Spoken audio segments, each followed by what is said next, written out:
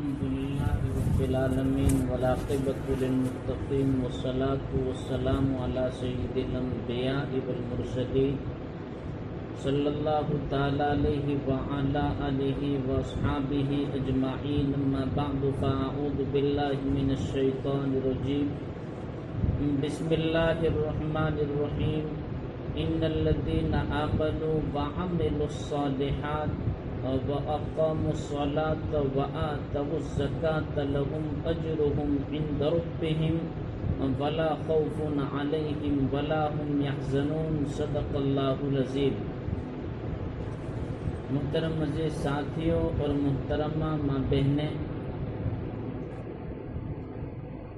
اللہ تبارک و تعالی شانہ کے فضل سے مبارک مہینے کے احکام کو ہم ادا کر رہے ہیں. اللہ تبارک و تعالی شانہ اپنے فضل و کرم سے قبول فرماوے.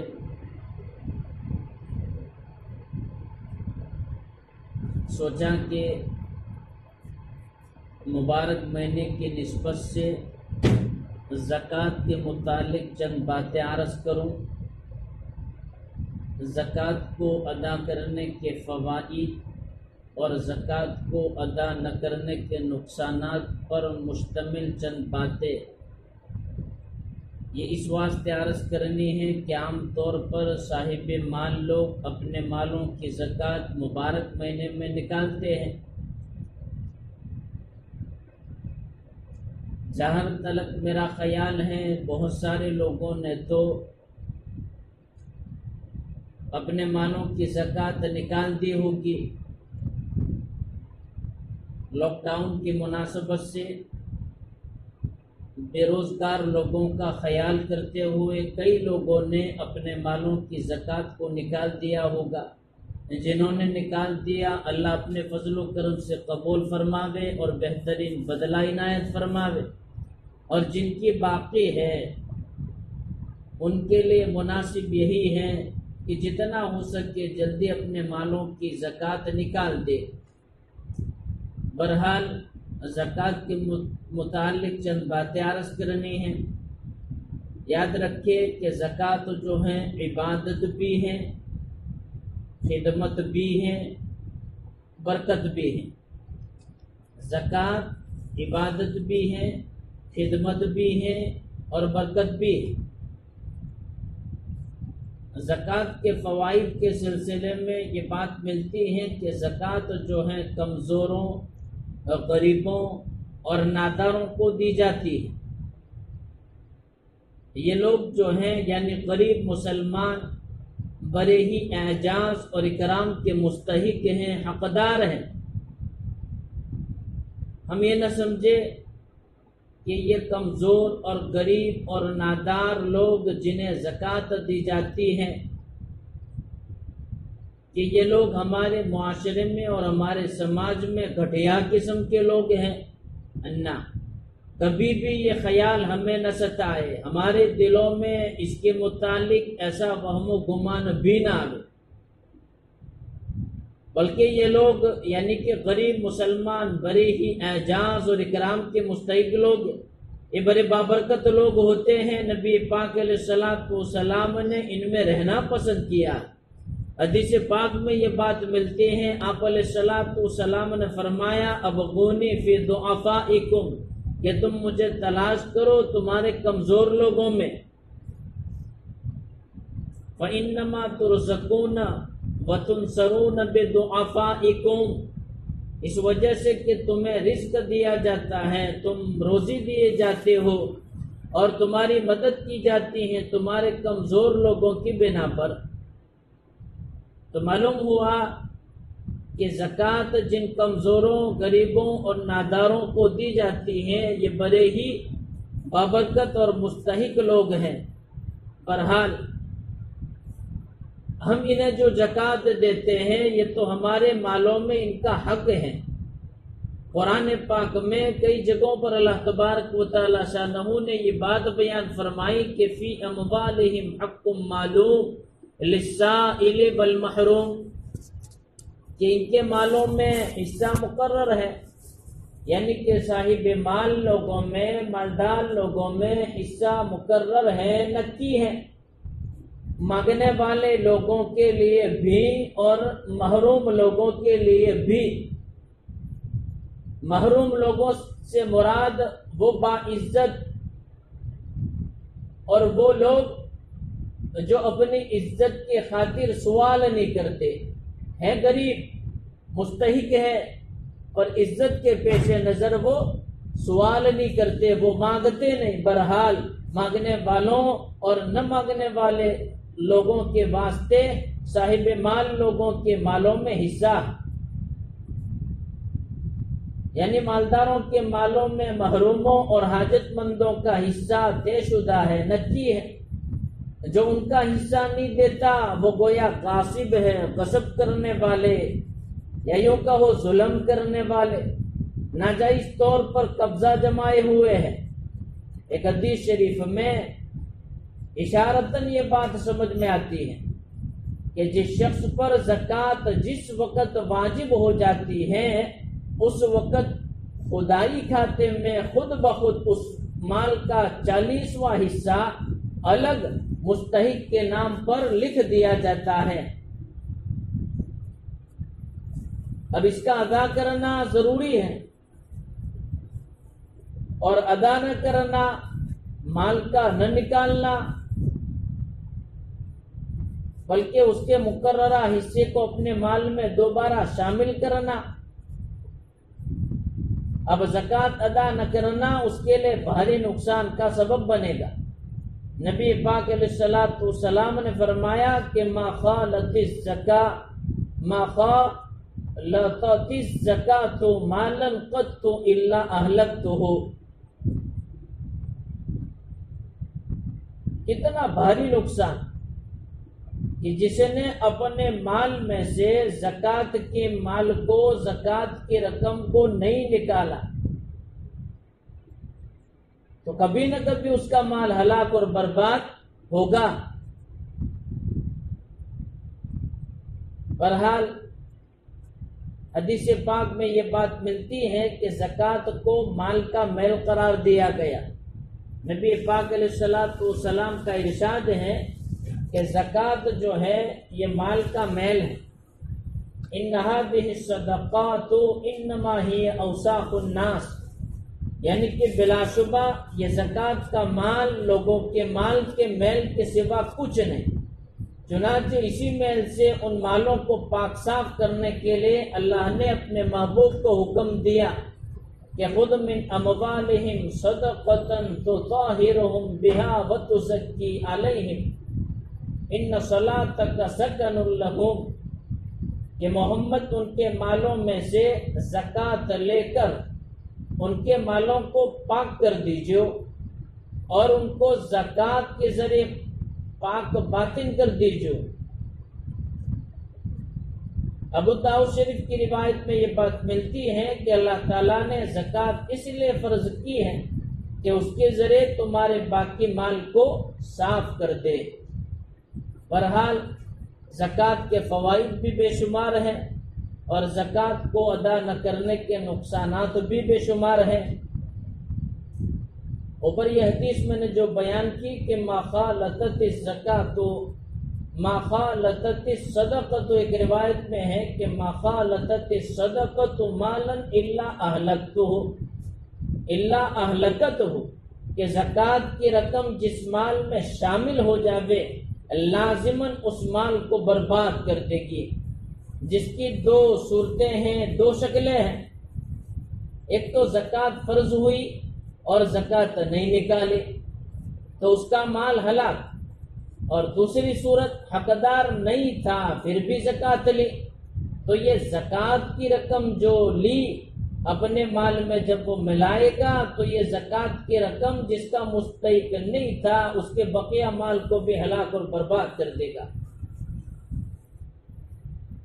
نبی پاک علیہ الصلوۃ والسلام نے شب معراج میں دیکھا ایک قوم پر گزر ہوا نبی پاک علیہ الصلوۃ والسلام کا کہ ان کی شرمگاہ پر آگے اور پیچھے چترے لپٹے ہوئے ہیں، کپڑوں کے چھوٹے چھوٹے ٹکڑے، جن کو ہم چتھرے بولتے ہیں، اور وہ مویشیوں کی طرح چر رہے ہیں، یعنی وہ لوگ جانوروں کی طرح چراگاہوں میں گویا چر رہے ہیں، اور زقوم اور جہنم کے پتھر کھا رہے ہیں۔ زقوم جہنم کا یہ کانٹے دار درخت ہے جو جہنمی لوگوں کے واسطے بطور خاص کھانے کی چیز ہے۔ جب وہ کھاویں گے، کھانا تو گوارا نہیں کریں گے، اور انہیں زبردستی کھلایا جائے گا، ان کے منہ میں ڈھکیلا جائے گا۔ کانٹے دار کروا درخت ہے، جب وہ کھائے گے تو گلے اور حلق سے نیچے نہیں اترے گا، بطور کروا ہونے کی بدولت اور کانٹے دار ہونے کی بدولت بہرحال حلقوم میں پھنس جاوے گا۔ تو زقوم اور جو ہے پتھر کھا رہے تھے، تو نبی پاک علیہ السلام نے پوچھا کہ یہ کون لوگ ہیں؟ تو حضرت جبرائیل امین علی نبینا علیہ السلام نے بتایا کہ یہ وہ لوگ ہیں جو اپنے مال کی زکوٰۃ ادا نہیں کرتے تھے۔ بہرحال سخت وعید بیان کی، فضائل تو بے شمار ہیں جو ہم جانتے ہیں، وقت اس کی اجازت نہیں دیتا، اس لیے چند نقصانات کی طرف اشارہ کر کے بات کو ختم کر رہا ہوں۔ ایک حدیث میں نبی پاک علیہ السلام نے یہ بات بیان فرمائی کہ من اتاہ اللہ مالا، جس کو اللہ تبارک و تعالی شانہ نے مال دیا، ولم یؤتی زکاتہ، اور اس نے اس کی زکوٰۃ کو ادا نہیں کیا، مسل لہ مالہ یوم القیامہ، تو قیامت کے دن اس کے مال کو گنجا سانپ کی شکل دی جاوے گی۔ مسل لہ مالہ یوم القیامت شجاعا، کہ اس کا مال گنجا سانپ بنا دیا جائے گا۔ اقرأ لہ ذبیحتان، جس کی 2 زبانیں ہوگی، یطوقہ یوم القیامہ، قیامت کے دن اس کے گلے میں توق بنا کر ڈال دیا جائے گا۔ ثم یأخذ بلہزبتیہ، پھر وہ اس کا جبڑا پکڑے گا۔ ثم یقول، اور وہ مال اس سے کہے گا، انا مالک، میں تیرا مال ہوں، وانا کنزک، اور میں تیرا خزانہ ہوں۔ ثم تلا، پھر اللہ کے نبی نے آیت تلاوت فرمائی کہ ولا یحسبن الذین یبخلون بما آتاہم اللہ من فضل، کہ وہ لوگ ہرگز یہ گمان نہ کرے جو بخل کرتے ہیں اپنے مالوں میں۔ اللہ کے نبی نے یہ آیت تلاوت فرمائی، اندازہ لگائے کتنی سخت وعید اس حدیث پاک میں اور اس آیت کریمہ میں بیان کی گئی۔ بہرحال نبی پاک علیہ السلام نے ایک بات یہ بھی بیان فرمائی کہ ما منع قوم الزکاة، جو کوئی قوم زکوٰۃ کو روک لیتی ہے، زکوٰۃ ادا نہیں کرتی، الا ابتلاہم بالسنین، اللہ تعالیٰ اس قوم کو جو ہے قحط سالے میں مبتلا کر دیتا ہے۔ یہ سخت وعید ہے کہ جو قوم زکوٰۃ دینا چھوڑ دے، اللہ تعالیٰ اس کو قحط سالے میں مبتلا کرتا ہے۔ فرمایا کہ تم زکوٰۃ روک لو گے تو اللہ تعالیٰ تم سے بارش کو روک لے گا۔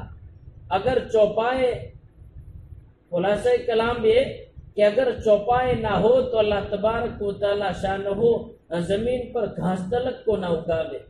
خلاصہ کلام یہ، وہ مال اور دولت جس سے اللہ کا حکم پورا نہ ہوتا ہو اور اللہ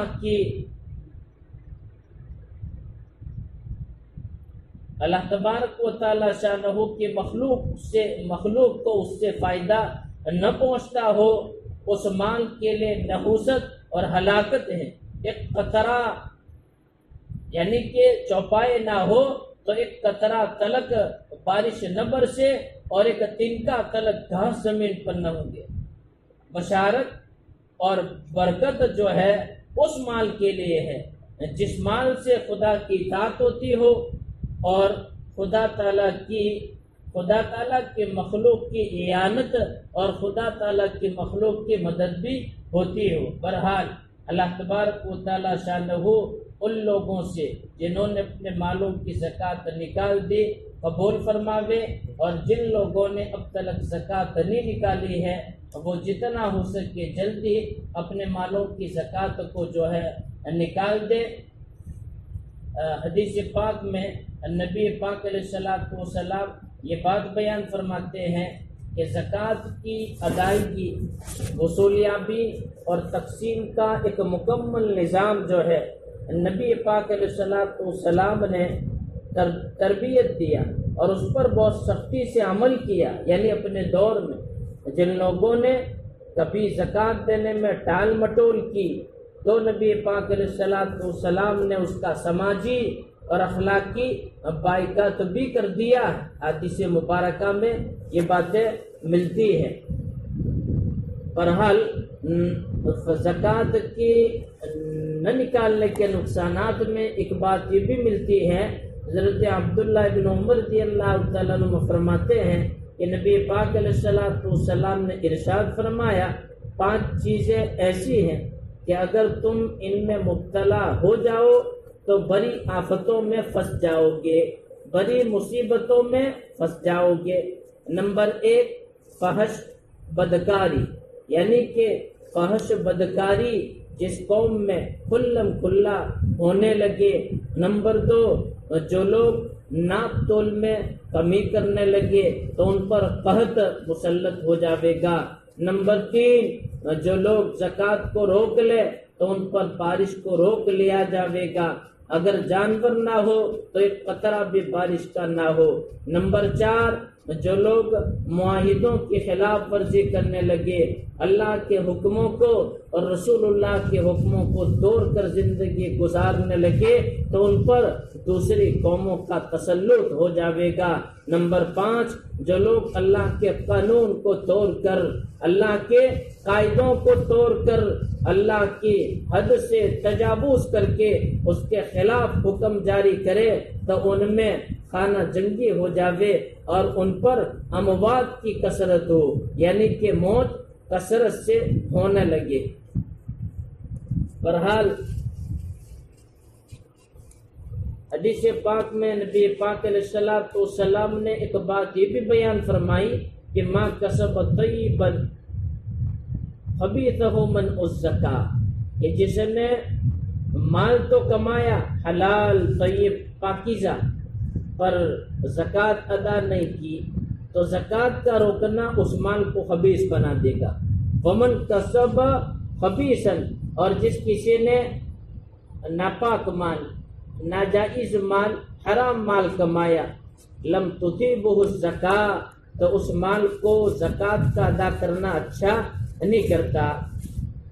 بہرحال میں یہ عرض کر رہا تھا کہ جن لوگوں نے اب تک اپنی زکوٰۃ نہیں نکالی ہے تو جتنا ہو سکے جلدی اپنے مالوں کی زکوٰۃ نکال دے تاکہ حقدار لوگوں تک مال پہنچے اور جو ہے ان کی ضرورتیں پوری ہو۔ وقت پر ضرورتوں کا پورا کرنے والا اللہ تبارک و تعالی شانہ کو بہت پسند ہے، یعنی کہ جو ضرورت پر ضرورت مندوں کی ضرورتوں کو پورا کرتا ہے۔ حدیث پاک میں یہ بات ملتی ہے کہ من کان عنده قوت یوم، جس کسی کے پاس ایک وقت کا کھانا ہو، وانفقها فی سبیل اللہ، اور وہ اس کو اللہ کے رستے میں خرچ کر دے، نادا ملک من السماء یا ولی اللہ استانف العمل فقد غفرت لک ما تقدم من ذنبک، کہ او اللہ کے ولی، یعنی کہ جس کسی نے ایک وقت کا کھانا کسی ضرورت مند کو کھلا دیا تو آسمان سے ایک فرشتہ یہ آواز دیتا ہے کہ اے اللہ کے ولی، اب تو اپنی زندگی کے اعمال کو از سر نو کر، اس وجہ سے کہ تیرے اس عمل کی بنیاد پر اللہ تبارک و تعالی شانہ نے تیرے تمام پچھلے گناہوں کی مغفرت فرما دیا۔ وہ اندازہ لگائے کہ اللہ کے راستے میں خرچ کرنا یہ کتنا بڑا کام ہے۔ اگر کوئی اللہ کے راستے میں اللہ کی رضا کے واسطے یعنی للہ خرچ کرتا ہے تو لکھا کہ اللہ اس کو مالدار بنا دے گا۔ للہ خرچ کرنے کے فوائد میں یہ بات ہے۔ اور اگر کوئی اللہ کے راستے میں خرچ کرتا ہے صدقے کے عنوان پر تو حدیث پاک میں اس کا بھی نفع الگ بتایا، فرمایا ان الصدقۃ لَتُطْفِئُ غَضَبَ الرَّبِّ، کہ بلا شبہ صدقہ رب کے غصے کو ٹھنڈا کر دیتا ہے، وَتَرْفَعُ مِيتَةَ السُّوءِ، اور بری موت سے حفاظت کا ذریعہ بھی ہے۔ تو صدقے کے عنوان پر خرچ کرنے کا یہ فائدہ، اور اگر اللہ کے راستے میں کوئی زکوٰۃ نکالتا ہے تو کہا کہ اس کا فائدہ بھی الگ۔ زکوٰۃ کے فوائد میں، یعنی کہ زکوٰۃ نکالنے کے فوائد میں یہ بات ملتی ہے کہ حسنوا اموالکم بالزکاۃ، کہ تم اپنے مالوں کی حفاظت کرو زکوٰۃ کو نکال کر۔ بہرحال صحابہ رضی اللہ تعالیٰ عنہ مجمعین فرماتے ہیں، امرنا بإقامت الصلاۃ، رسول اللہ صلی اللہ تعالیٰ علیہ وسلم، اللہ کے رسول نے ہمیں نماز کو قائم کرنے کا حکم دیا، وإیتاء الزکاۃ، زکوٰۃ ادا کرنے کا حکم دیا، ومن لم یزکی فلا صلاۃ لہ، اور جس نے زکوٰۃ کو ادا نہیں کیا تو گویا کہ اس کی نماز نہیں ہوئی۔ یہ عجیب و غریب بات ہے، قرآن پاک میں ایک طرف اس بات کا اشارہ ملتا ہے۔ حضرت ابن عباس رضی اللہ تعالیٰ عنہ فرماتے ہیں کہ 3 آیتیں ایسی ہیں کہ جن میں 3 چیزوں کے ساتھ مل کر اتری ہیں۔ یہ بہت بڑی بات بیان فرمائی حضرت عبداللہ ابن عباس نے، قابل غور بات ہے، یاد رکھنے کے قابل بات ہے۔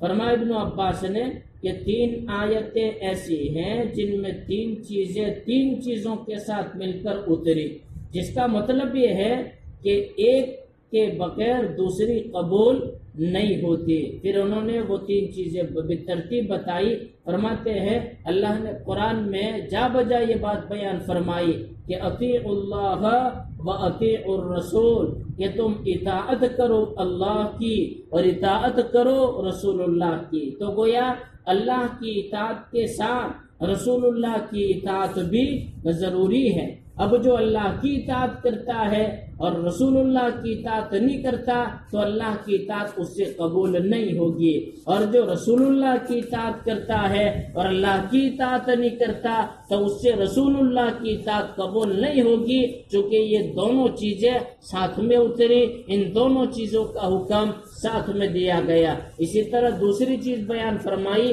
اللہ نے اپنے پاک کلام میں فرمایا ان اشکر لی ولوالدیک، کہ تم میرا شکر کر اور تیرے ماں باپ کا بھی شکر کر۔ اب اگر کوئی اللہ کا شکر کرتا ہے، ماں باپ کا شکر نہیں کرتا تو اللہ کا شکر اس سے قبول نہیں کیا جائے گا، اور اگر کوئی فقط ماں باپ کا شکر کرتا ہے، اللہ کا شکر ادا نہیں کرتا تو ماں باپ سے اس کا شکر قبول نہیں کیا جائے گا، چونکہ یہ دونوں چیزیں ساتھ میں اتری اور ان دونوں چیزوں کا حکم ساتھ میں دیا گیا کہ انشکر لی ولوالدیک، تم میرا شکر کرو اور اپنے ماں باپ کا بھی شکر کرو۔ تیسری چیز بیان فرمائی اقیموا الصلاۃ وآتوا الزکاۃ، نماز قائم کرو، زکوٰۃ کو ادا کرو۔ اگر کوئی آدمی نماز قائم کرتا ہے، زکوٰۃ ادا نہیں کرتا تو اس کی نماز قبول نہیں، اور اگر کوئی زکوٰۃ ادا کرتا ہے، نماز قائم نہیں کرتا تو اس کی زکوٰۃ قبول نہیں۔ اس وجہ سے کہ یہ دونوں چیزیں ساتھ میں اتری ہیں اور ان دونوں چیزوں کا حکم ساتھ میں دیا گیا ہے۔ بہرحال لمبا کلام ہو رہا ہے، بس خلاصہ کلام اتنا، رمضان مہینے کی مناسبت سے صاحب مال لوگ اپنے مالوں کی زکوٰۃ رمضان میں نکالتے ہیں۔ میں نے شروع میں بتایا کہ لاک ڈاؤن کا فائدہ اٹھاتے ہوئے کئی لوگوں نے ضرورت مندوں تک اپنے مالوں کی زکوٰۃ کی رقم پہنچا دی ہے، اور جو باقی ہے جلدی سے اپنے مالوں کی زکوٰۃ کی ادائیگی کی فکر کرے۔ معروف اور مشہور بات ہے کتنے روپیوں پر کتنی زکوٰۃ، اور اس وقت جو ہے نصاب کیا ہے، یہ تمام باتیں ہم جانتے ہیں، اور ان تمام باتوں کے متعلق